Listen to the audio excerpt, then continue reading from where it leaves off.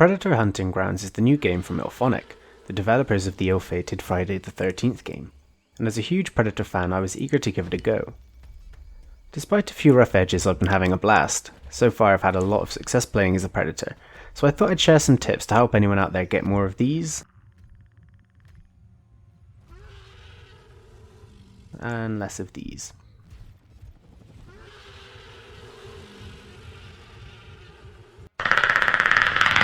My first tip is to just play as the Fireteam until you hit level 15. This unlocks the net gun and adds some crowd control to your kit. By this level you also have unlocked the Elder Sword, and you can combine the two to make some plays. Learning to get good with the net gun is invaluable if you want to get in close to your target. Human players can parry the Predator's melee attacks, leaving the Predator open to taking a lot of return fire, but the net gun incapacitates a human player, leaving them unable to defend themselves. This allows you to lay down some heavy damage without as much risk.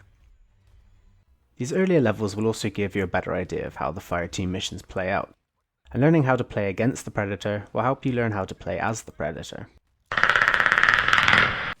Second Wind is a Predator's ability to make a last-minute dash to safety once their HP is hit 0, but while in this state the Predator will leave a bright blood trail that the Fireteam can follow to quickly finish you off for good.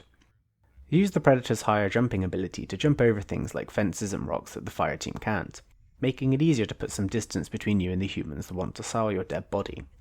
One 2000 IQ play you can make is to occasionally double back on yourself so your blood trail isn't leading in just one direction.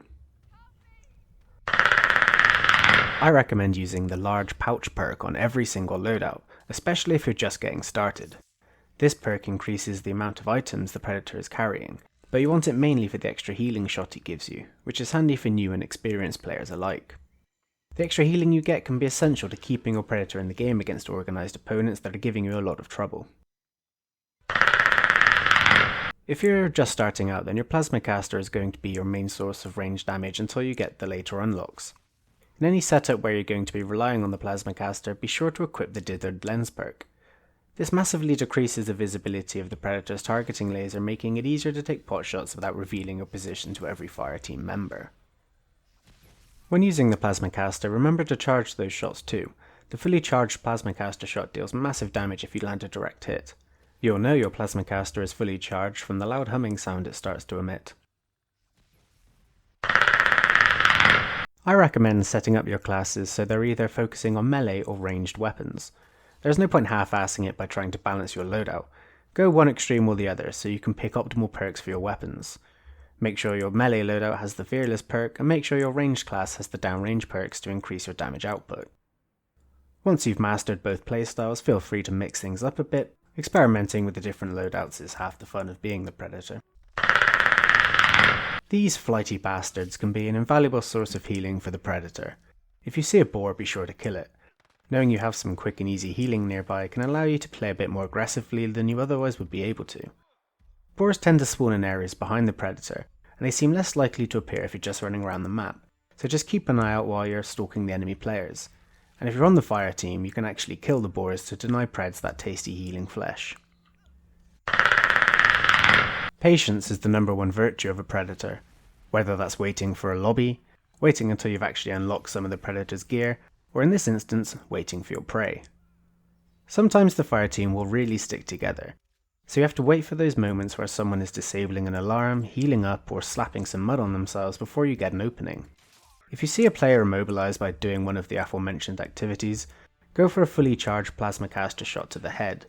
This is your highest damage range attack and will often put an enemy player into a down state. I know I just said patience was key, but don't take your time when it comes to starting your hunt. Try and use your isolation scan as soon as it becomes available to try and figure out the Fireteam's position. If the Fireteam will manage to get mudded up before you can use your isolation scan, nothing will show up and you'll have to rely on sound to pinpoint their location. Sprint towards the centre of the map, making sure you have your camo activated so you aren't spotted by any enemy AI, and start your attack as quickly as possible. If you can get an early kill, you can get a big advantage, as the Fireteam will likely end up using their one round of reinforcements to bring back the one guy you just picked off. So you've just killed an enemy player, great, but don't just rush in to claim that skull just yet. Downed players make great bait, and if you're being collapsed on by the remaining 3 players, the damage you may receive claiming that skull may not be worth it in the long run. Consider repositioning yourself after a down, then use trickery like traps and audio decoys, and start watching from a distance with a fully charged plasma shot. Players eager to revive a downed teammate make for easy targets. I hope some of these tips help improve your experience playing as the Predator. If you found this video helpful, why not throw it a like? If you have any tips you'd like to share, put them in the comments below, and for more Predator hunting ground tips, consider subscribing. And to finish, here's a Fireteam wipe in less than 60 seconds to give you an idea of just how lethal you can be.